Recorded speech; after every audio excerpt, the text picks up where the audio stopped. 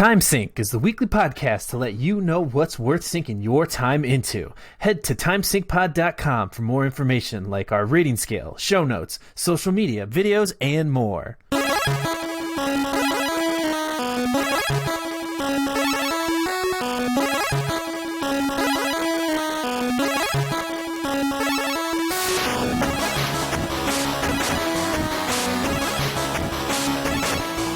Welcome to Time Sync, the sometimes weekly podcast where we ask if it's worth sinking your time into from TV, movies, video games, and more.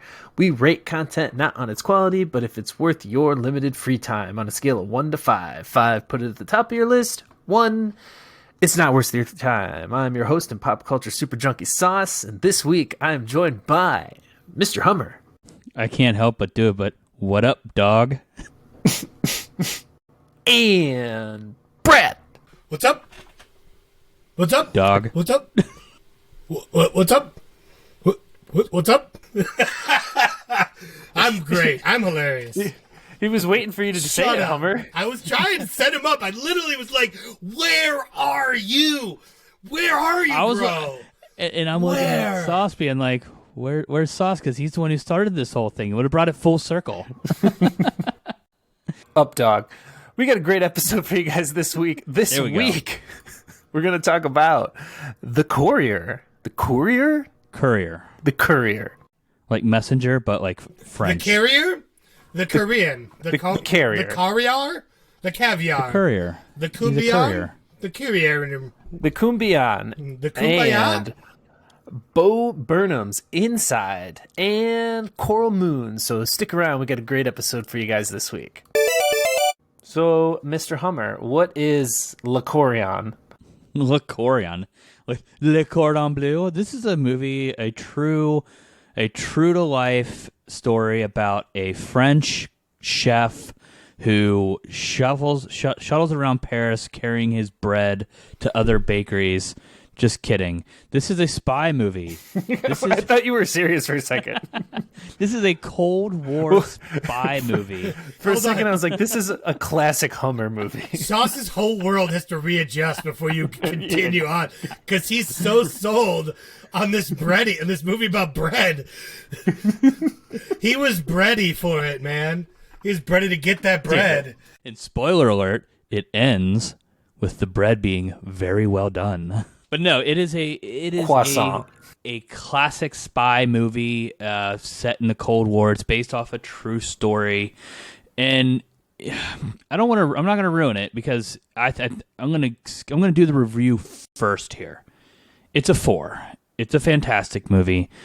Benedict Cumberbatch is the lead in this, and he is, just as you would expect, phenomenal. I don't know if there's a movie recently that I've seen him in that he's not awesome. It also, like, from a cast standpoint, I think had a weird appearance from Rachel Brosnahan. Brosnahan, also known as the marvelous Mrs. Maisel. Sorry, the culture beer. Just getting updogged through this whole bit. The culture beer is getting to me today. It's because we're recording way later than normal on a Friday, and but either way, like you see her and you're like, oh, is this a comedy? Because I'm expecting her to be funny, and she comes out like super serious, a la Jim Carrey in The Majestic. Just wasn't expecting it. It threw me off there. But the movie itself is really good. It's essentially, like I said, it's set in the Cold War. It is about a normal sales dude, like a sales guy, who he travels across. He's known for traveling across parts of Eastern Europe, and the CIA recruits him to be a spy, where his only job is to be a normal businessman and be a courier of information that's being passed along to him. And it's just crazy. A courier. It's not a carrier. There's no A in this word. And now let's get down to what we really are, a language podcast.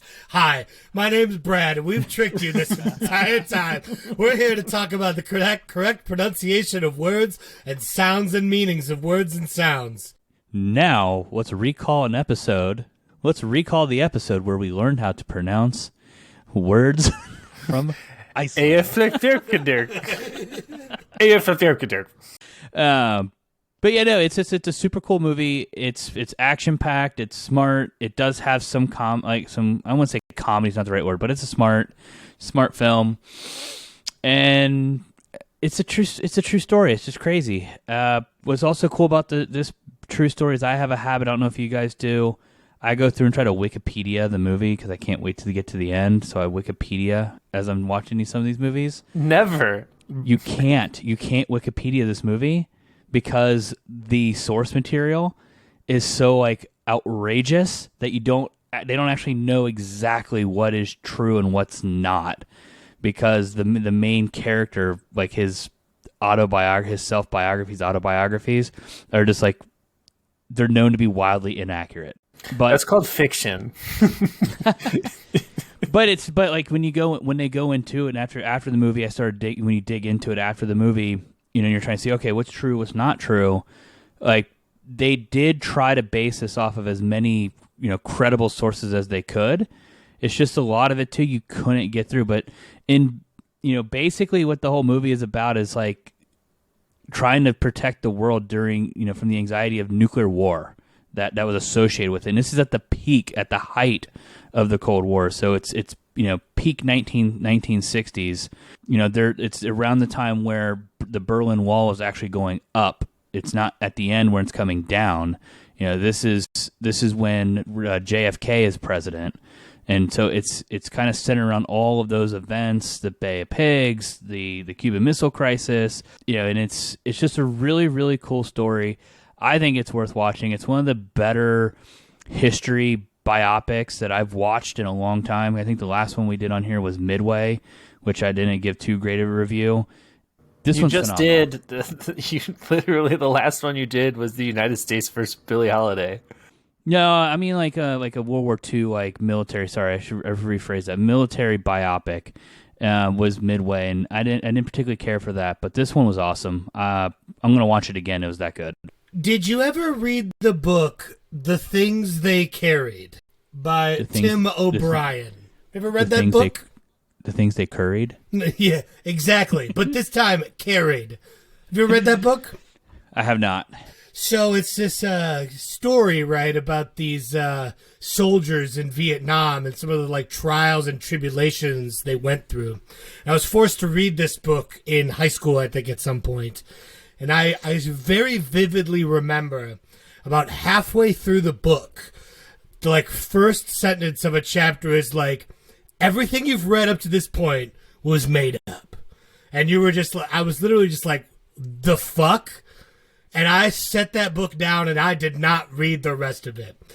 When you came in and said, I tried to Wikipedia this guy, and all it said was, well, he was known to falsify his reports. I so checked out. I was out of there. I was just completely out. That's good. I felt the exact same way. It's like, oh, I watched this really great doc, but, the guy they base it on, he liked to make up a few stories here and there. So it's funny. It's funny that you mention that, because if you watch the movie and then do your Wikipedia, start doing your Googling, and start Googling the actual guy that they're following here, Greville Wayne, and they talk about this. It's like a known, like, you can't call it a disease, but it's like a known, like, what do you call it? It's basically a path that people who used to be spies go down, where you are at the peak, you are the essential of being useful. But then you become not useful, and there's nothing you can do to be useful again. So your only way to do so is by telling stories. And as they go through time, their stories get more crazy and crazy and crazy, to the point to where they're completely unbelievable. And he wrote a book. So Granville Wayne wrote a book about, quote unquote, his experiences. And then the CIA and the MI6, which, by the way, MI6 is a really cool name for a spy agency. Way better than CIA. But I digress. They both came in and basically were like, no, here is what really happened. And the story that, like, when you watch this movie, this is all really based off MI6 and CIA accounts. It's still incredible. You don't have to go in fantasize about anything. Like, for instance, Grenville Wayne at one point says that while he was still undercover, that they flew 18 hours to the United States to meet with JFK, who personally thanked him. And the CIA basically comes in and says that actually was impossible. We didn't have the technology to fly from the UK to Washington and then back all within 18 hours back in 1960. Like, it actually physically couldn't have been done on the military transportation that they had back then. So those are the kind of things that he romanticized about in his books. So they are going off of the CIA accounts, and that's where the story itself is just, it's incredibly fascinating to see. And basically, like, the other reason why I'm kind of dancing around the subject is because I don't want to ruin the major, like, what he actually stopped. Like, he actually, this is the story of a major event during the Cold War that without his help may actually have turned out different, where we don't have a podcast that we're doing right now. Interesting, comrade. Exactly. Because Russia, that was Russia. Oleg Penkovsky. It sounded like you were referring to delusions of grandeur, like the actual like mental disorder. Delusions of grandeur is what it sounded like you were. It's like, yeah, but describing. But it's like he wasn't that at first because he was already like important. Right. But then it kind of like devolved into that to kind of like keep that up. I remember my wife was studying mental illness in college, and they had a patient's resume who had like severe hardcore delusions of grandeur, and it was like the coolest, most like elaborate resume I've ever read, because he was a doctor and a millionaire, and also was integral in like the creation of like modern aviation, and also is a pilot, and the list just goes on and on and on, like all these things that make like are impossible to all be at once, and it's really funny. Sounds actually, like Tito. That's actually, now that I realize it's not funny, I'm making fun of mental illness, so never mind. Well, I was going to say, to me, Delusions of Grandeur sounds like a spell trap card at a game of Yu-Gi-Oh! Oh. That's too late. The joke was already funny, according to the audience. All right. We'll get to the point here. It's a 4. It's worth your time. It's not the next movie you need to go out and see, because we all know that's going to be Black Widow. So it's a 4. In Benedict Cumberbatch's, or as my wife... Yeah. Well, I got confused because my wife calls him Benjamin Cumberpatches, and that's almost what I said. So Benedict Cumberbatch, would you say that this cracks his top 10 best movies he's made? It's up there. It's in the top 10? He's always saying that because he can't name 10 Benedict Cumberbatch I movies. can't name 10. Can you? Oh no! Sherlock. Not a movie. You lose already. Smog. The Innovation Game. That's all I got. That's all I got. I mean, you can knock, I guess, 5 of them out just with the like Avengers, right? No. Yeah. Those don't count. He's in Doctor Strange. He's in Ragnarok. He's in Infinity War. He's in. I saw Endgame. His leader was the Toast of Croydon. Whatever that means. No, actually, he was really good as Hamlet. I saw him do a 4. live stage production of Hamlet from the movie theater, but he was in London, and he was excellent. So he's in 4 released Avengers, with 2 more Avengers upcoming that he's going to make. You mean Marvel movies? Marvel movies, yes. Sorry. I still think he's the best Sherlock. That's when I think of Benjamin Cumberpatches, I think of Sherlock. Yeah. Which is a 5. Oh my god. Have you guys watched Sherlock? Oh yeah, and he's in Star Trek. What do I look like? It's definitely in his top 10. I'm looking at his Someone who ate 3 edibles earlier? I don't know. It's definitely in his top 10. On camera, Brad is facing the wrong direction. So it's a good movie then. But why you're not giving it a 5 though? There's so much out there. There's so much good content that I think 5s are hard to come by, and knowing that we're going to have a release of a very anticipated movie that I want to go watch, and I'm going to drop everything to go see, which is Black Widow. That's my 5, and I haven't even seen it, so that's a 5 for me right now. It's because I have to go watch Black Widow, and so I would prioritize that over watching this if you had to choose. I think, based at least on our scale, all Marvel movies are inherently a 5 because we're gonna watch them in the second they come out, and we're all gonna advocate that. Although they're a 5 until you review it. Yeah, but I've read early reviews, and it sounds like it's good, not great, which I find extremely depressing. It's because we waited so long. But you would think they'd have more time to, make it perfect. I think if this movie, if it comes out as it originally scheduled, we're all just like, oh, what, oh. But because it's been so long, we're all just going to be like, Yeah, eloquently put. I can't add to that. You made me wait this long. This is just like Halo. This is stupid. Why did I wait for this? Nailed it. All right, so I actually am intrigued, and I do want to watch it. What did you watch it on? That is a good question. I think I may have actually paid for it on renting it. You used human money? I did. It is not on a free service. It was I rented it via Apple Movies for $5.99. So it's actually a pretty expensive rental. Well, I don't know. Well, these days it's $20 to rent a movie. Yeah, as long as it times up with the theatrical release, it's 20, and for Disney, 30. God, yeah, screw Disney's premium bullshit. I know, but if it comes down to it, and that's the only way I could watch Black Widow on day one, that's what I'd have to do. That's fair. They got me. They got me, son. But that's the magic of Marvel and their inherent 5s. So yeah, I think I'm definitely going to check out The Carrier. It's The Courier.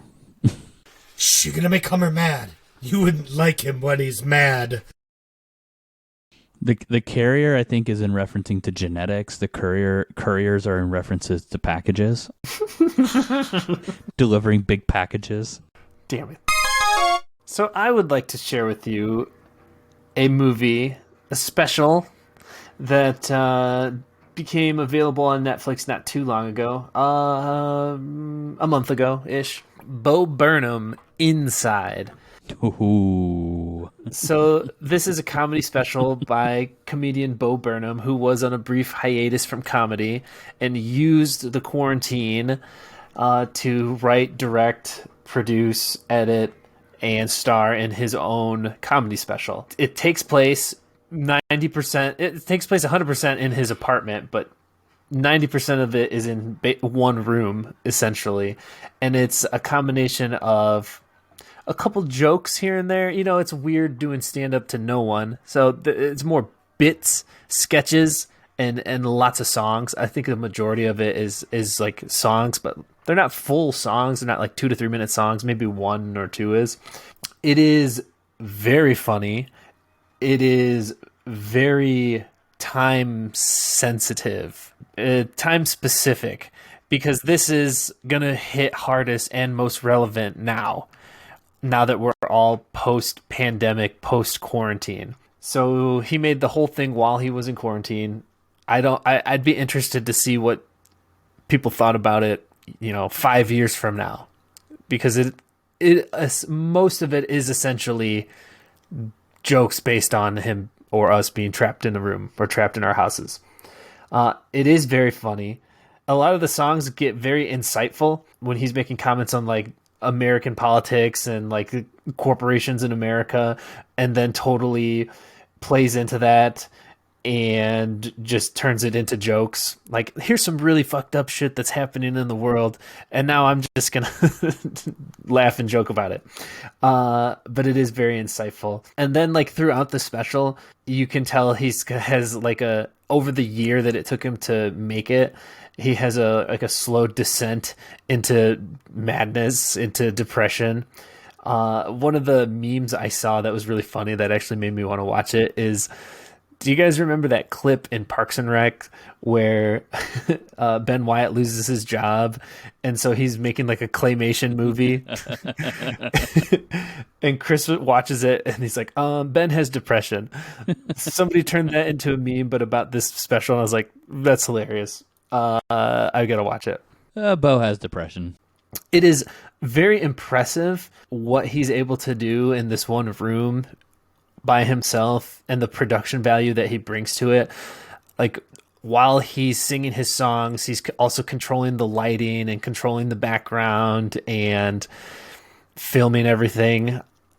It's very well made.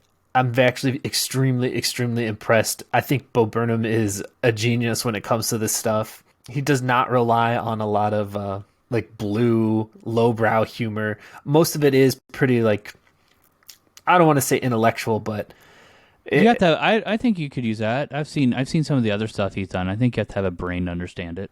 Yeah, some of them is stupid. Like, one of the songs is about calling his mom on FaceTime. You know, it's just funny. But I actually am so impressed with what he did. I really, really am looking forward to, or want to see, what he does now that he's allowed outside of his apartment.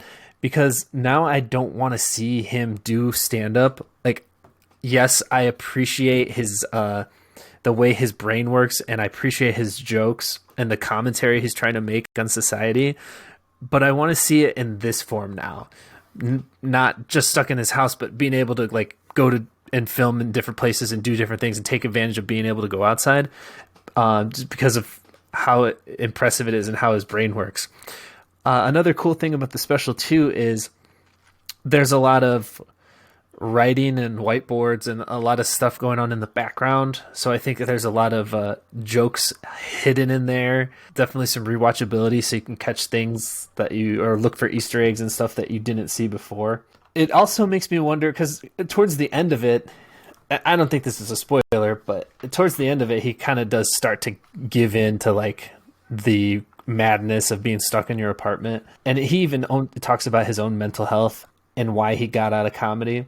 And it makes me wonder, like, can we have, like, really good artistic content from, like, mentally healthy people? Or do we get the best stuff from people who are, you know, a little bit unhealthy? Yeah, I mean, that's a question you could look over through, like, all of time. Almost any time you talk about any one that's created something great, you eventually can bring up how problematic they were in some regard. It's kind of messed up to think about, but great art tends to come from really weird places. If not, it's the same produced thing over and over again, and then you don't find something great until somebody with something a little wrong with them, or at least a different way to look at things, comes around. And Bo Burnham definitely has showed he has that before in his comedy, and the way the different ways he's brought stand-up comedy. And I'm pretty sure I saw he got cast to play Larry Bird in a movie. I don't know if it was a bio or if it's a bio about the Showtime Lakers, I think, or like a movie, but more of a movie style. But I did see he's going to play Larry Bird, so that'll be funny. Well, interesting, not funny. Yeah, that doesn't. I don't know what he's going to be like as an actor, choice. But like, we've only really seen him do that little bit in Parks and Rec. This movie you're talking about was on my queue. I just haven't gotten around to watch it because I've heard from multiple sources about how great it is, and so, like, you've definitely made it want to move up my queue a little bit more. And Bo Burnham is somebody where I think everybody who watches this or has been into any part of his career is really excited to see what he has going forward. Yeah, so that's the other thing I was thinking about. So the first thing is, you know, do we ever get truly great artistic content from people who aren't mentally like what they would call healthy? But at the same time, who is mentally healthy? I'm a 100% firm believer that we're all just some sort of different amalgamation of some sort of psychological issue. But the other thing is what you just said, which is something about something. What did you just say? Well, I forgot my second point, but darn it. But it was a good one. It was a good one. It is such a good point there, Brad, because like his stuff is like unique and like what's the right word? I guess that is the right word. It's unique enough. It's always been different. It's going to be different than what you saw the last time, and so he has an amazing ability to want to capture you to come in again. Where like there's only so many times you can want to watch anybody from the Blue Collar Comedy Tour because it's always the same thing. Get her done. Well, they're making jokes. They're not like making me think, you know. But I remembered my point I was going to make because you had this on your list, Brad. And so the way that we rate things, you know, it's not on the quality. It's if it's worth your time. This is what, going back to what I was saying at the beginning, I think this is a very like time sensitive, relevant thing. Kind of like when we gave like Borat. In 6 months, it's not going to be relevant anymore, is what you're saying. Yeah, well, maybe not relevant, but it's not going to hit you as hard. It's kind of like how we gave Borat a 5 right before the election. Yeah, but like this was something like Bore off is now world-changing event that like everybody went through in some way. So I think that if you're in the mind to watch it, you're always gonna relate to it because you also went through it. It's not just like one thing we saw one country go through. It's everybody did it. I agree, but the public memory is about 6 months. So even 6 months from now, you're just gonna jam on our listeners like that, like, bro. Your Twitter is about to become so negative. I'm part of the public. I couldn't even remember my second point. See? So wow, just lopping yourself in with the general public, man. Like you're not even different. There's nothing different about you. You're just one of the GP right into Gen Pop. I'm just an average white guy. Yeah, you are. That's what his tax form says. Don't look that up. Yeah. One of Bo Burnham's songs is White Girl Instagram, and it's amazing. So yeah, I think that factors into the score. I also think it factors in if you want to watch a comedy. Like I always use this as a barometer, but I'm not going to recommend it to my parents. But I would definitely, if you're looking for something besides a movie and TV and a comedy or something like stand-up, but not, I would give it a 5. I think on average, I'm probably leaning more towards a 4. But right now, specifically because we're like just got out of quarantine and we can still relate emotionally because we have such little distance from it, I'm going to give it a 5. Yeah, definitely worth watching sooner rather than later. So, and if you're saying as good as it is, it's worth moving up on your list because of how good it is, not time, quality. Gotta give it that 5. Straight up. Gotta give it. You gotta give it. When the 5's gotta happen, the 5 has gotta happen. Bang! Yeah, you just go ahead and move it up, dog. Up, dog? Nothing, man. What's up with you? Whoa! Somebody finally did it. Roasted. Oh my God, Hummer. How are you going to move on with your life? Your Twitter's about to be so negative, bro. Twitter. What is Twitter? Everyone's on Instagram these days anyways. All the cool kids. Bo Burnham definitely gets weird with it, though. So I hope you enjoy the ride. Where's that cricket sound effect? Oh, damn it. Did I download it? That'll do. I need more sound effects. Chirp, chirp, chirp. Cruising right along here. So I asked Brad what he'd like to talk about this week, and he said, don't worry about it. And I said, okay, Brad, I have to introduce it in the intro. And he said, okay, Coral Moons. That's all I'm telling you. So that's all I know. I don't know what it is. Let's find out. Dun dun. Sharks. Celebrities. What do they know? Do they know things? Let's find out. I bet you're wondering why I've gathered you all here today. And that is a chance for you, and even you, to get in on a ground floor investment. Buy cheap, buy now, buy new. This investment is not fiduciary. It is a strictly oral investment. And yes, I mean oral with an A. Get your mind out of that gutter and put on your headphones, AirPods, Samsung Beetle boxes, whatever you're listening to, and you got to check out this band. They go by the name Coral Moons. They are a very young band out of the Northeast. They're New York, Massachusetts area, born, raised kids. I don't know how old they are. Like most of us. I don't really actually know how old they are. But this is a new band I discovered recently. They are, when I say new, I really can't stress how new.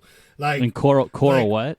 Moons. Like, I'm talking less than 1,500 followers on Facebook, less than 1,500 followers on Instagram level new.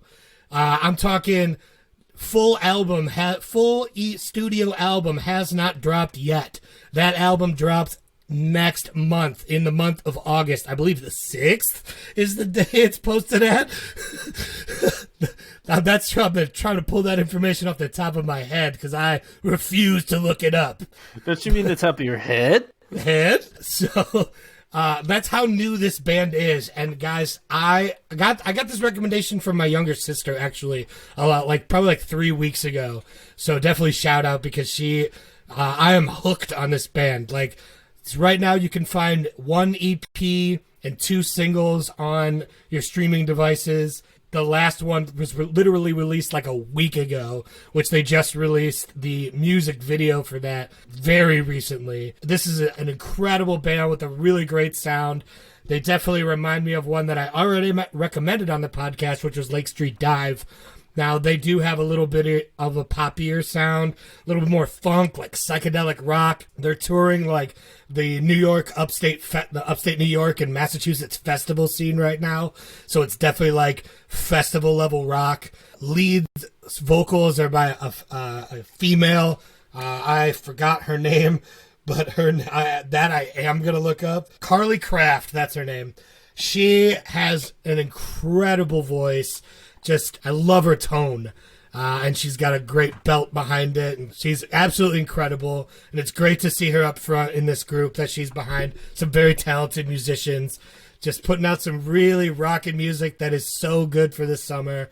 You're going to want to load up the album. You're going to want to get in the car and roll down the windows on a nice day and jam this EP from them. Like, I remember in the movie The Rocker. Have you guys seen that movie with... It's been a minute. Yeah, it's been a long time, right? With Rainn Wilson? Rainn Wilson. There is a great poignant scene about music in that movie, and it's when he is with Teddy Geiger, and they're like had just recorded their album. And he says, well, let's give it like the car test. And Teddy Geiger's like, what's the car test? I don't think those are the actual lines, but that's the quality you're going to get out of me. But they get in the car, and then Rainn's character says, if you can turn on the album and drive around and listen to the whole thing without skipping anything and jam the whole album, you have done something absolutely special. And that's really how I feel about that EP, guys. Like, there's probably one real upbeat song, then the rest are just kind of like really like stretched out and rocking with like really hard really bringing it on vocals. And like that whole album, that whole EP just absolutely slaps. And then the 2 singles behind it, both are a lot of fun. Winnebago being the bar up tempo like travel tune, and then the new one they just put out. But guys, you absolutely have to get into this band. They're so new. You can I'm talking about ground floor investment. I'm talking about being like, yeah, I knew them before they were anybody. Because, I mean, you're not going to know them, but you'll know their sound, and you'll be one of their early supporters. And, like, I'm definitely full on for getting anybody into them and to support them, is because this is the kind of music I want people to be into. And like, if I know I'm not a father, but if I was, and I had 2 young daughters, this is the kind of musician I would want them to like idolize more than bring somebody you bring home for me, but be more into than somebody like Taylor Swift or something like that. Like, how dare this you? is the kind of vocalist that don't I'd want them to be like, yeah. Plus, you know, if you get your kids to listen to music you like to listen to, that just means you get to listen to more of music you like to listen to. So it's a win-win for me. I'm giving the band a 5, guys. I think they're absolutely so worth your time, and it's great to put on for like when it's nice and hot and you kind of want to jam something today. Like, it's really good music right from the time. How'd you find these folks? I told you, man. My younger sister actually sent me just a random message about and telling her to check it out, because me and my sister do listen to a lot of the same music. Every now and again we find. So she sent me this link, and I just hopped on my Apple Music and loaded them right up and played this song called Follow You, and it's just got this like real big vibe to it, and I absolutely put it up as loud as I could, and then I started listening to the rest of the EP and got super into them. Made sure I like, this is how new they are. I am on their, I follow them on Facebook. I think I liked like one thing, and I got a top fan badge. That's how new. I commented on like one thing, and I just got a message earlier today that was like, you received a badge for being Coral Moon's top fan. I was like, oh, I mean, that's cool. I'm into that. But I barely did anything. I figured there were like hundreds of people in the world. Only hundreds. That's how many people are in the world, apparently. But yeah, so like this is why it's really fun to find something this new and something that you're into when they're this new. Like that's always fun to me. So how did she find them? You'd have to ask her. And for the studio audience, we have here today audience, how did Grant's you sister. Find them? Yeah, no, I don't know. It might have been something one of her friends came across. I mean, how does anybody find out about music? Usually word of mouth or sponsored targeted ads. Thanks, corporate America. So either the really overly creative people who are messed up, or the corpo syndicate bots that are controlling the world. Recommend me those people. One or the other's gonna get you, bro. They got you. Either way, you got. Brad's 5s are historically always bangers, and Brad usually has amazing recommendations. But for me, I don't know, it's just so hard for me to get into new music. I don't know why. We talked about this the last time I talked about music, where in your mid-30s that tends to be an issue, like psychologically. You know, you're starting to think that like, my generation's the only one that got it right. That's you now. That's you, the baby. 60s and the 70s are the only ones that got it right.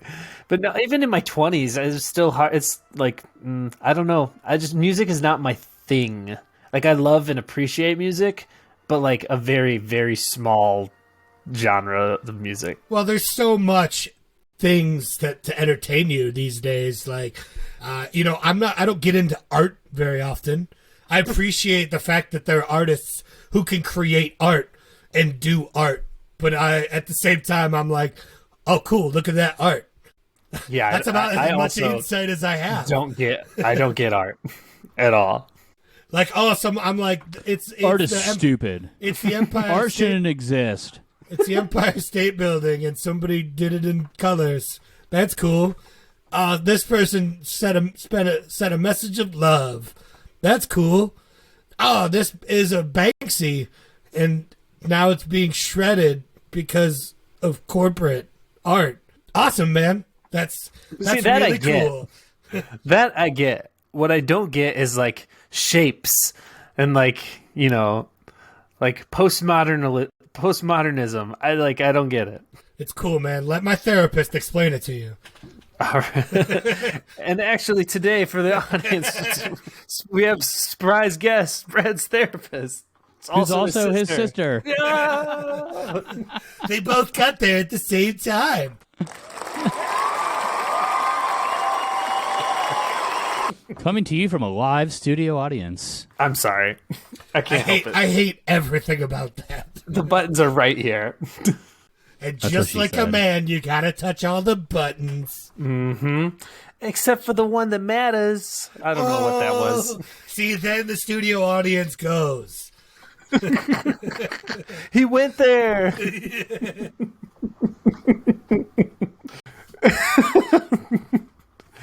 Yeah, so now I'm actually interested. I know you've shared what type of music you like. I think I've shared what type of music I like. Helmer, have you ever told our 3 followers what type of music that you're into? I think we discussed it last time when we discussed music. The only thing I pretty much don't listen to in general is death jazz. Country. But I listen to jazz. I listen to classical music. I listen to pop music. Jazz. I love me some Taylor Swift. Mm-hmm. Only the pop stuff, not the independent folksy stuff. Yeah, this is a very Bullshit. indie band. I love, by the way. Very. I love Taylor Swift's folklore album. I thought that was a solid one. What is the definition of an indie band? Well, indie means independent, like technically. So, burn. Okay. This is a vocabulary story based of a show. girl who cried a river and drowned the whole world. And I can't say any more, or else we'll have to pay for that song, probably. So, but for real, like, other than just being independent, like... Yeah, I mean, it definitely, I usually take it a lot of the ways, depending on how big they are. Like, when it's smaller, quoting you on that. The more corporate they are, the more how big they are. Depending on how big they are. We'll keep it a penis joke. That's fine. But usually it means that they rely on themselves. Maybe they have a little help from a label when it comes to recording, but when it comes to like touring and things, they're their own group, maybe with a manager and one or two people that really work outside of the actual creation of music. They write their own music. They set their own lists. They create their own tour, their own virtual space. Like, it really depends on them as a group to get their stuff going. It's not like they have, agents, labels, and all these things that really set that up and create a world for them to exist in. And there's not a label that's big enough to like buy them songs from Swedish songwriters that they know are just going to be #1 hits. They explore their own space creatively and responsibly. They're the one, they have to do everything for themselves. I think a lot of people probably don't even think about that stuff, but because as the consumer of the entertainment, it's just like, just give us freaking music. That's what we're here for. Reminds me in the Bo Burnham special, towards the end, he's like singing about like what you thought about the special, and he's like, next time I'll sit on the couch and you tell the jokes and we'll see how it goes. Like, yeah, it's a really good, like, fuck you, here's what I made, like, you make something. Yeah. But when I think of like indie music, it's such like a big, like, if I type in indie music into a search engine, it's such a giant it's not really a genre. But so many music genres are like that. Like, they're all great giant trees right now. You thought I made up death jazz a second ago. No, that's a real style of jazz or a real genre. You could search death jazz and like videos will come up. I'm doing it right now. Everything has subcategories, and like that's why I was using like yeah, it's a real thing.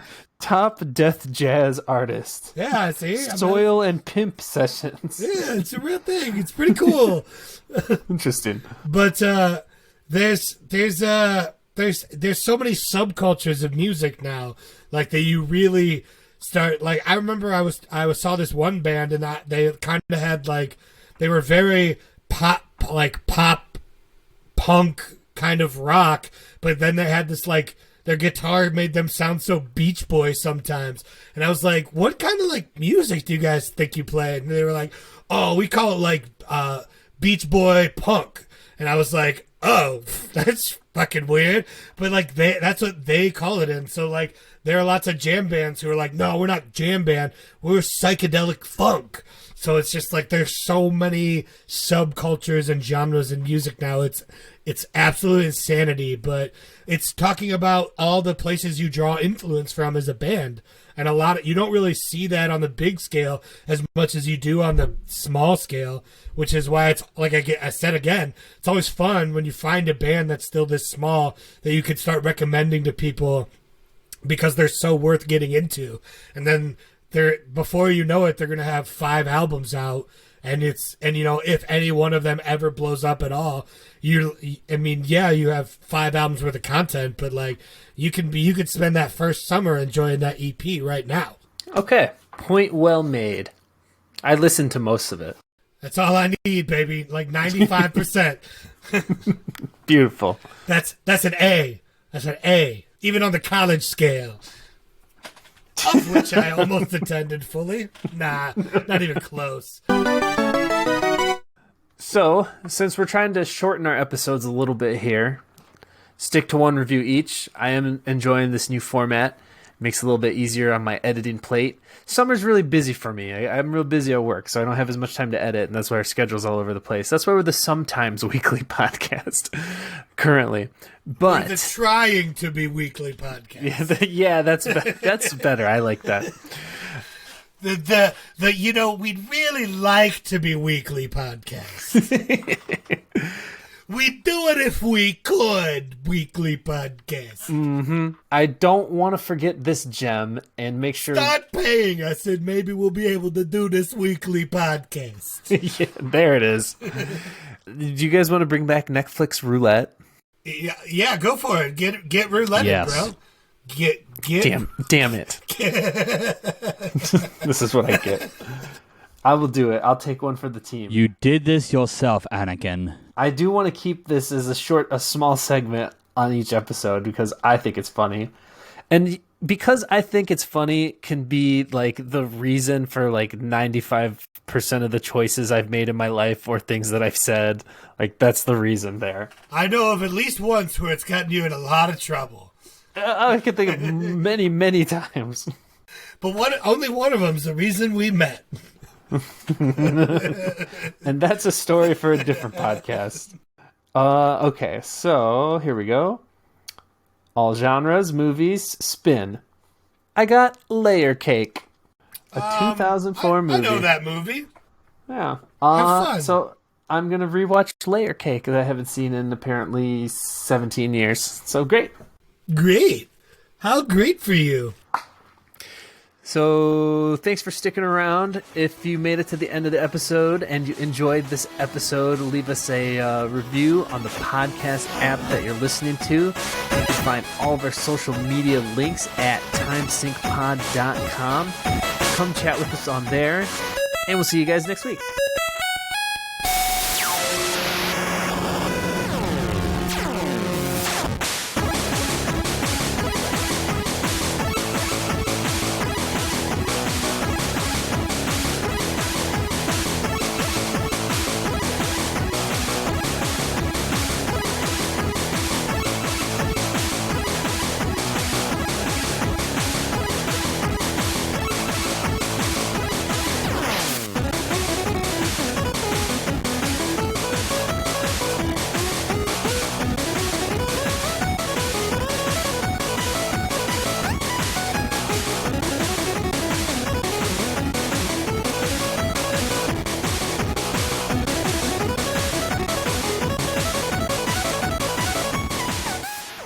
That's just great. That's terrific. Wow.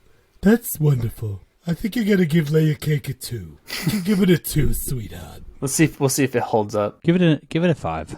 Just fuck it. Let's give it a 5. Ask for $1,000 cash to give it a 5. Cash. I will sell out. We will all sell out.